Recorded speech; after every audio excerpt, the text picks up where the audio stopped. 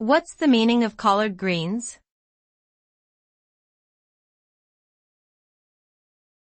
Collard greens.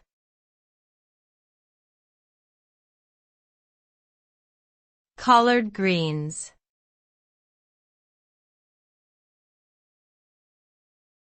Collard greens.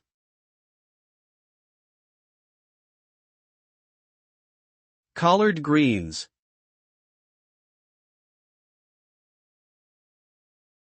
Collard greens refer to a type of leafy green vegetable that is commonly eaten in southern U.S. cuisine. They are a member of the Brassica family, which includes vegetables like broccoli and cabbage.